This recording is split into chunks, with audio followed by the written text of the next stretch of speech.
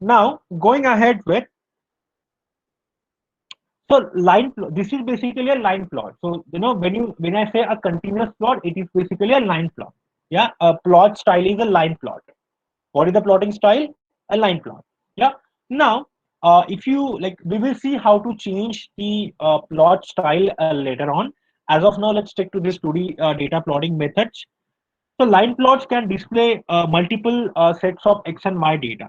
So let's consider y1 is equal to sine of x dot power 2, that is my y1, and y2 is equal to, I'll take another equation, another function, that is cos, yeah, of x dot power 2.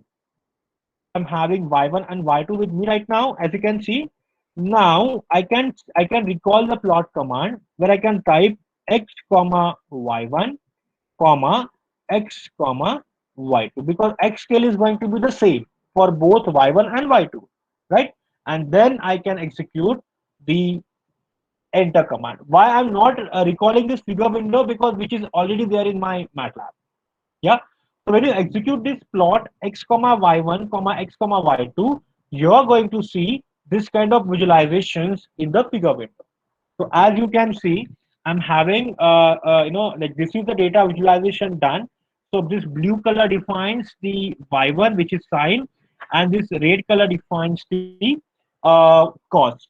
We can also label them. That is called legend. I'll tell you in the next section.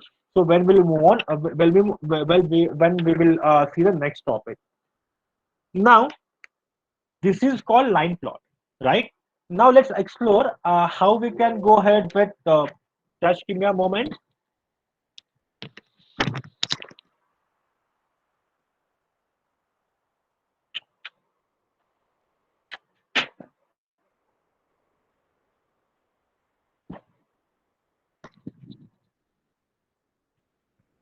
So let's see some different types of plot which are available with MATLAB, such as how we can plot bar plot, then how we can plot a stair plot, the error function plot.